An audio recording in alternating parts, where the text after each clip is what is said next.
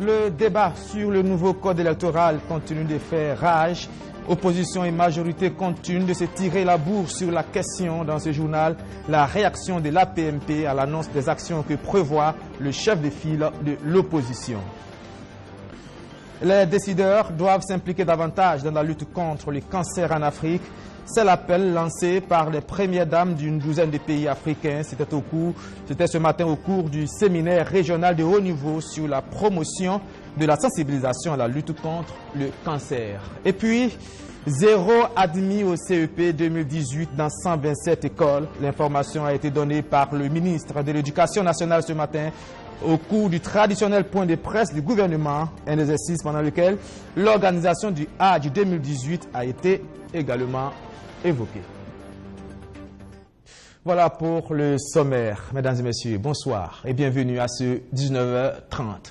Le nouveau code électoral continue de cristalliser le débat politique. Ce matin, l'APMP, l'Alliance pour la majorité présidentielle, est entrée dans la danse. Elle a tenu une conférence de presse réagissant au projet de manifestation prévu par l'opposition dans les jours à venir. L'APMP brandit l'application de la loi en la matière, presque une mise en garde. Je vous propose d'écouter M. Clément Sawadogo, deuxième vice-président du MPP, chargé des relations avec les partis politiques. Je pense que les critères et les standards de démocratie ont été respectés à 100%. Maintenant, si, étant minoritaire, elle ne peut pas imposer sa position par le vote de l'égalité à l'Assemblée nationale et annonce qu'on va la sentir, nous ne savons pas c'est quel genre de senteur. Mais, de toutes les façons, nous sommes en République et tout citoyen est tenu de respecter les lois de la République. Vous pouvez manifester votre mécontentement. Si vous vous conformez aux lois et règlements en vigueur, personne ne vous en empêchera.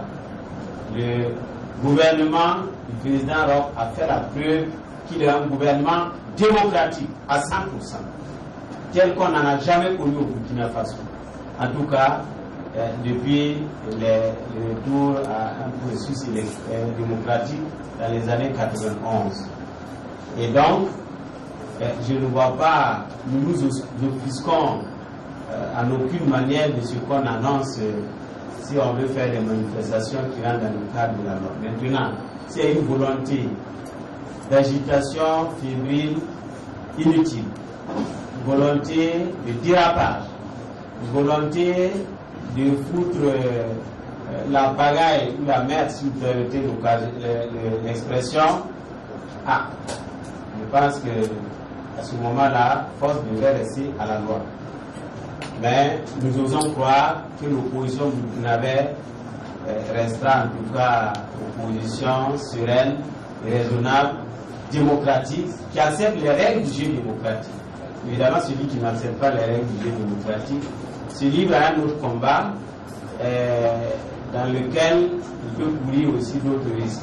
Comme on dit, si la main abandonne son propriétaire pour aller se balader au hasard dans la brousse, bon, si elle est interceptée par des épineuses, c'est son affaire.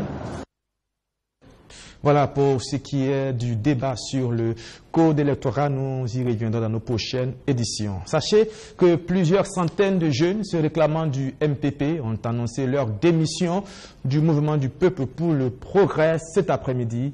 Ils disent être déçus de la politique du gouvernement. Je vous propose d'écouter leur porte-parole. C'est une erreur que nous avons faite parce qu'on a tant chanté que le président Kaboré était quand même la solution pour ces jeunes que vous voyez, et la solution pour ces femmes, tous ces fils et filles de ce pays-là. Mais réellement, en 2 ans et demi de pouvoir, on constate que vraiment, on ne voit rien venir. Et on ne peut pas quand même à continuer à supporter ou à soutenir, voilà, ce qui est vraiment, comme vous le voyez, ce qui est vraiment pas... Voilà, pas juste ce qui ne serait pas quand même bon pour la nation. Voilà. Bon, comme vous l'avez constaté, la position est quand même claire. La position est claire. Nous avons quand même montré notre rupture aujourd'hui, ce soir, avec le MPP. Nous avons quand même montré notre rupture avec le président Roch Marc Christian Kaboré. Et nous allons quand même appeler, conscientiser, appeler quand même les jeunes, les femmes à sortir faire cette insurrection électorale en 2020 pour faire barrage au président Roch Marc Christian Kaboré afin de quand même arrêter le saillement de l'économie, d'arrêter quand même le saillement de cette sécurité que le Burkina Faso connaissait avant qu'aujourd'hui le pays est plongé dans une insécurité totale. C'est-à-dire le président Edi Komborgo, comme je l'ai dit, sans faire ses éloges, c'est quelqu'un, s'il a pu quitter d'un célibatérium à un empire aujourd'hui, c'est quelqu'un également qui peut réellement envoyer le Burkina Faso qui sombre actuellement vers la lumière, vers vraiment le succès que tout Burkinabé attend. À présent, le dernier point de presse du gouvernement avant les vacances au centre des échanges avec les journalistes. Le bilan des différents examens scolaires de fin d'année avec ce chiffre, 0 admis au CEP dans 127 écoles primaires, a annoncé le ministre de l'Éducation nationale. À noter qu'il a été également question au cours de cet exercice des modalités de l'organisation du Hajj 2018. Le point de tout cela avec Luc Pabelgem. Préparatifs du Hajj 2018, vote des Burkinabés de l'extérieur, examens scolaires et universitaires sont les points centraux de cette conférence de presse du gouvernement du 2 août. Le débat sur les documents de votation des Burkinabés de l'extérieur est toujours d'actualité et le gouvernement maintient et assume sa position. Il n'y aura pas de carte consulaire pour cette première expérience. Quant au Hajj 2018, 8000 pèlerins burkinabés doivent y prendre part et 50% seront transportés par Air Burkina et le reste par des transporteurs saoudiens qui ont malheureusement fait faux bond à la dernière minute. Le dernier élément, c'est que nous avons eu des sueurs froides. Le transporteur saoudien nous a lâchés à la dernière minute qu'il ne pouvait plus remplir son propre contrat. Donc on était obligé de courir. Et grâce à la magnanimité, à la générosité du président du Faso, nous avons pu simplement hier seulement, donc régler cette question en trouvant donc un transporteur qui va respecter les règles et qui va en même temps transporter et les pèlerins à partir de Ouagadougou et les pèlerins à partir de Bobo. Au ministère de l'Éducation nationale et de l'alphabétisation, le CEP, le CAP, le BEPC et le BEP se sont déroulés du 18 juin au 23 juillet 2018. Au CEP, on note un taux de 64,77% de réussite contre 72,32% enregistré en 2017. Au BEPC, par contre, il y a eu une nette amélioration avec une augmentation de 14,1% par rapport à la session précédente. Le ministre salue l'engagement des enseignants qui ont fait d'énormes sacrifices pour rattraper le retard accusé à cause de la longue crise qu'a connu le système éducatif.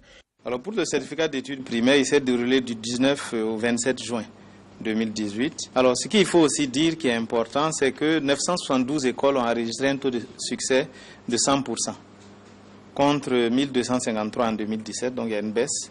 Et malheureusement, on a encore des cas résiduels d'écoles qui ont des taux de succès de 0%, certificat d'études primaires. Et pour cette année, 127 écoles ont enregistré un taux de succès de 0% à la session donc, du certificat d'études primaires. Pour ce qui est du brevet d'études primaires sur le BPC, il s'est déroulé du 18 juin au 1er juillet 2018. Alors, au nombre les admis sont au nombre de 130 372 cette année, soit un taux de succès de 42,91%, dont 61 285 filles, 38%, en plus 53, et 69 087 garçons, 47,73%. Au baccalauréat également, il y a eu une amélioration, 40,93% de succès, soit 38 178 admis, ajouté à environ 4 500 bacheliers de la diaspora, notamment de la Côte d'Ivoire. Environ 43 000 bacheliers sont attendus dans les 7 universités ou centres universitaires existants au Burkina Faso et répartis à Ouagadougou, à Bobo-Dioulasso, à Koudougou, à Waïgouya, à Fadangourman, à Dédougou, à Kaya et bientôt à Gawa. Si le Conseil des ministres reprend en septembre, les ministres, eux, n'auront pas plus de 10 jours de repos pour les moins chargés et presque pas de repos pour d'autres. Au cours de ce point de presse, le gouvernement a été interrogé sur les raisons du changement du nom de l'hôpital Blaise Compaoré, qu'il faut dorénavant appeler le CHU de Tengango. La décision a été prise en Conseil des ministres hier, vous l'avez suivi dans nos précédentes éditions. Eh bien, voici la réponse du porte-parole du gouvernement. Écoutez Rémi Fulgence d'Anguinou. C'est l'appellation l'hôpital, le centre hospitalier universitaire Tengango. Je pense qu'en venant à ce point de presse, mon DCPM m'a dit, si tu viens et que tu ne parles pas de Tengango, c'est clair. Alors j'ai regardé les décrets. Il y a d'abord un problème de confusion des décrets. L'hôpital, il faut se rappeler, ce n'est pas un don, hein. C'est un prêt de 60 millions de francs CFA contractés par l'État burkinabé, 60 millions de dollars, merci, en dollars, 60 millions de dollars, contractés donc par l'État burkinabé auprès de la banque Import-Export Bank of China, Exim Bank comme on l'appelle. Et en 2011, il y a un décret qui a créé donc cette structure hospitalière-là, ça date de 2011. Dans le décret, c'est écrit Hôpital National Blaise Compaoré. Il y a les statuts qui ont suivi également. En 2015, ça a été érigé en centre hospitalier universitaire. Ça avait l'appellation Hôpital National Blaise Compaoré, c'est devenu centre. Et entre parenthèses, vous pouvez retrouver des clés, c'est marqué situé sur le site de Tengango. Et ensuite, il y a eu les statuts. Et dans les statuts, on ne parle plus d'hôpital Blaise Compaoré. C'est devenu hôpital universitaire, centre hospitalier universitaire de Tengango. Donc, nous, on a dit qu'il y a une confusion. Et il y avait aussi le symbole qui était important, sur lequel nous avons acté. Mais nous avons voulu acter parce que la politique mise en place par le ministère de la Santé, c'est que les hôpitaux de district ou les nouveaux hôpitaux qu'on est en train de mettre en place portent essentiellement le nom des localités sur lesquelles nous les installons. Il y a Bogodogo, vous savez, il y avait Basenko, mais en fait, Basenko, en réalité, ça s'appelle Centre hospitalier universitaire de Sabtenga, parce que c'est sur la localité de Sabtenga que c'est installé. Et le ministère a dit, désormais, un certain nombre d'infrastructures en construction porteront le nom de ces localités-là. Nous n'avons pas déshabillé Pierre pour habiller Paul. Nous avons sûrement pris acte d'une situation, d'une expression aussi d'une partie de la population qui est très forte, et nous avons jugé nécessaire de sortir de ce embryonnie au niveau de l'appellation et de trouver une situation pour tout le monde. Le président du Faso, aux côtés des premières dames d'une douzaine de pays africains pour la lutte contre le cancer. C'est le clou du séminaire régional de haut niveau sur la promotion de la sensibilisation à la lutte contre cette maladie qui a débuté hier à Ouagadougou. Les épouses des chefs d'État demandent aux décideurs de faire de ce combat une priorité dans leur politique sanitaire. Le compte rendu de Roméo Koeta. Une à une, elles reçoivent les salutations du président du Faso, Roch-Marc Christian Kaboré. Les premières dames de la sous-région ouest-africaine sont à Ouagadougou pour faire front commun dans la lutte contre le cancer.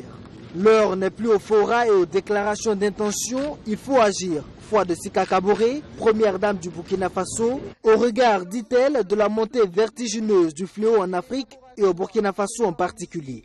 Au Burkina Faso, par exemple, depuis 2012, 7800 cas de nouveaux cancers sont diagnostiqués par an.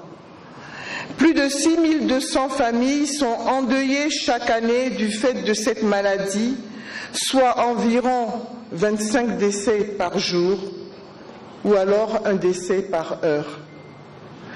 Ces statistiques fort inquiétantes sont sensiblement les mêmes dans nos États respectifs.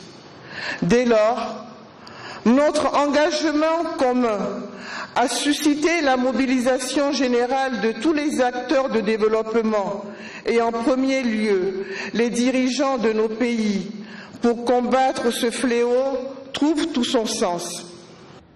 Après Istanbul, en Turquie en 2016, 2 ans plus tard, la rencontre de Ouagadougou vise à tisser un élan de solidarité dans la lutte contre ce fléau. C'est pourquoi, au-delà des traditionnels bailleurs de fonds que sont la BID, la Banque islamique de développement et l'OCI, l'Organisation de la coopération islamique, les premières dames pensent que les ressources doivent être mobilisées à l'interne dans un premier temps. Elles invitent alors leurs époux à les impliquer davantage dans la lutte contre ce fléau. Nous, les premières dames, en première ligne de cette lutte, nous devons être mises à contribution aux côtés des pouvoirs publics et des partenaires au développement pour faire de cela une réalité pour le plus grand bonheur de nos populations. Certes, les défis sont énormes, car c'est un combat de longue haleine. Mais j'ai foi qu'avec l'abnégation de chacune d'entre nous, nous parviendrons assurément à de meilleurs résultats. Les épouses des chefs d'État exhortent en outre l'ensemble des gouvernements des pays engagés dans la lutte à mettre l'accent sur la prévention pour lutter efficacement contre le cancer. Mais pour cela, préconise-t-elle, il faut multiplier les services de traitement du cancer, notamment les centres de chimiothérapie et de radiothérapie. Après 2 jours de travaux, Sika Kaboré et ses pairs prennent l'engagement de donner la priorité à la prévention et au contrôle du cancer dans les programmes de santé aux côtés de leurs époux sur le plan national et international. On reste dans le secteur de la santé sexuelle et reproductive de la jeunesse cette fois-ci. Le thème a fait l'objet d'un panel en début de semaine. Objectif, sensibiliser les jeunes à adopter des comportements responsables en la matière. Natacha Ouedraogo. Forte mobilisation ce matin de 31 juillet 2018 au Palais de la Culture Jean-Pierre Guingani. Installés dans la salle de spectacle du même lieu, ces jeunes sont venus prendre part à ce panel de voix pour la santé. Un programme de plaidoyer de l'ONG Planet Parenthood Global qui permettra à ces jeunes hommes et femmes d'acquérir les armes nécessaires pour se forger un comportement sexuel responsable. Nous avons initié ce panel pour attirer l'attention des autorités d'abord et aussi pour permettre aux jeunes de s'exprimer librement par rapport à leur santé sexuelle et reproductive. Parce que vous savez que c'est un sujet tabou et que le plus souvent, quand on parle de sexualité des jeunes, c'est comme si on les poussait à la dépravation. Alors que nous savons tous que nos jeunes sont très précoces du point de vue de la sexualité et nous pensons judicieux de leur permettre de s'exprimer pour faciliter leur accès aux services adaptés à leurs besoins. Et ces jeunes pour qui ce panel a été initié semblent être conscients de l'importance de l'ordre du jour. Au regard de leur slogan, un enfant ne devrait pas faire un enfant, donc nous nous engageons pour 0 grossesse non désirée et 0 paternité précoce. La majorité de la population est composée de jeunes et les jeunes sont irresponsables face à leur santé sexuelle surtout.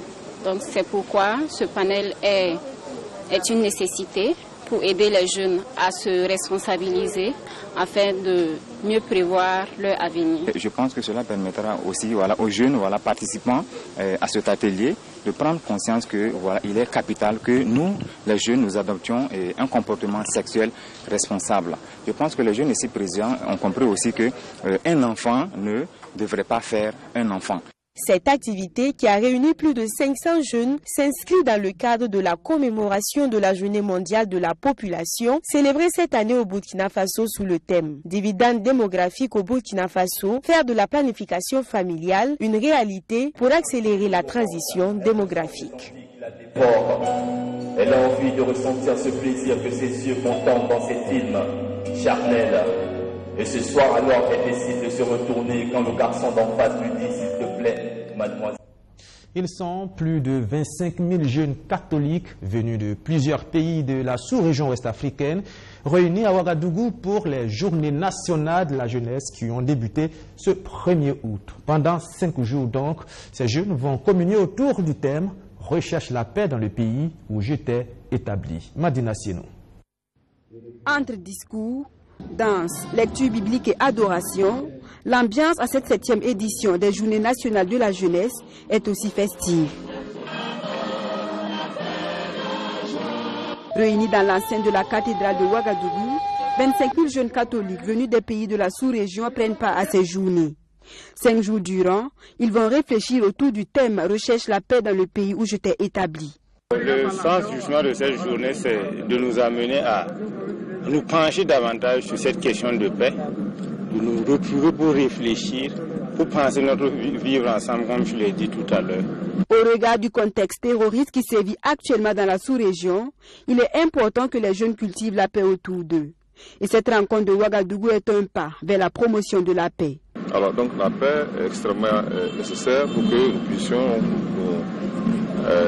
nous consacrer à ce qui est le plus important pour nous, la bataille donc du développement. Au lieu de gaspiller les vies de nos enfants, au lieu de gaspiller nos richesses, au lieu de gaspiller également nos énergies, uniquement que pour combattre, etc., s'entretuer.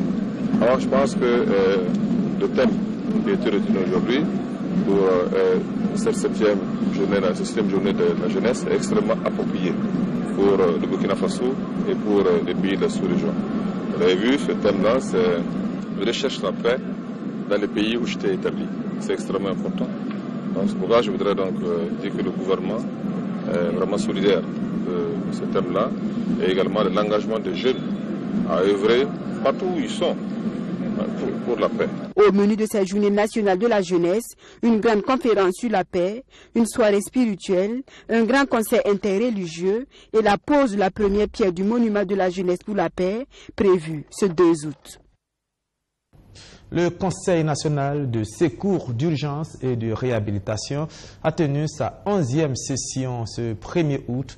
La crise alimentaire que vit le Burkina Faso était au cœur de cette réunion. Une occasion pour le ministre en charge de la solidarité nationale de revenir sur le plan des ripostes du gouvernement à l'insécurité alimentaire. Abdoulaziz Sarré, Roméo Koïta. La 11e session ordinaire du Conseil national de secours d'urgence et de réhabilitation CONASUR se tient dans un contexte de déficit céréalière causé par la mauvaise campagne agricole de l'année écoulée. Selon les estimations, 2 631 personnes seraient en stress alimentaire.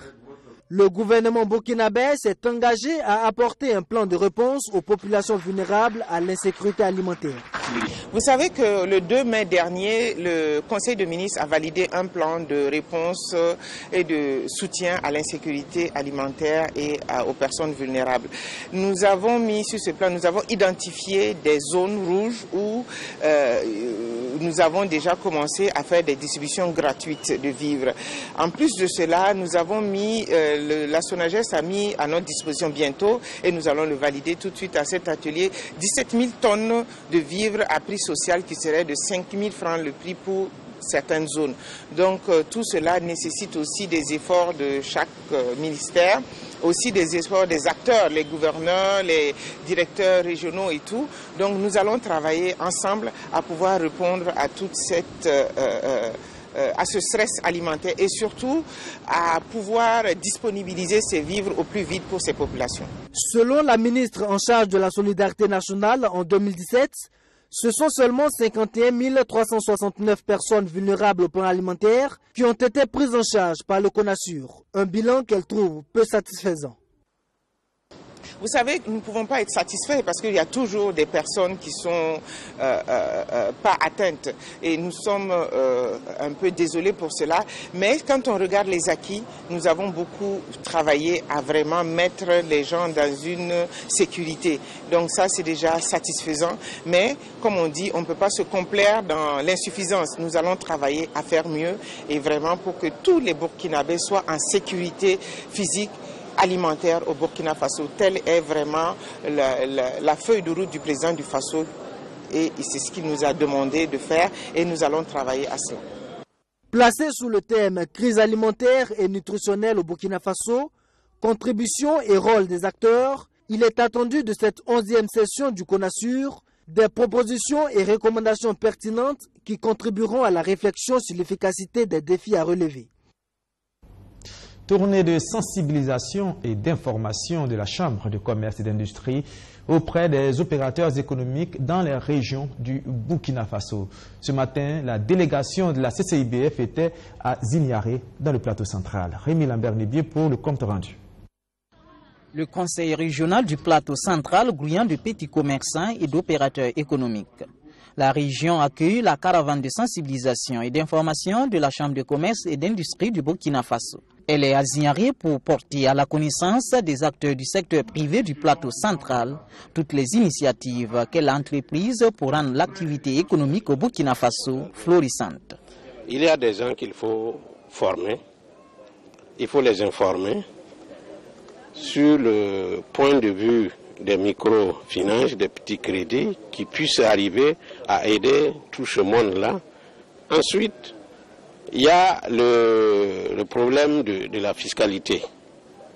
C'est pour ça que vous avez vu que dans l'équipe, on est avec beaucoup de partenaires, donc l'ordre des avocats, la maison de l'entreprise, la direction générale des impôts et, comme ce qui vient de dire, les différentes structures qui puissent en tout cas aider les opérateurs économiques de moins niveau.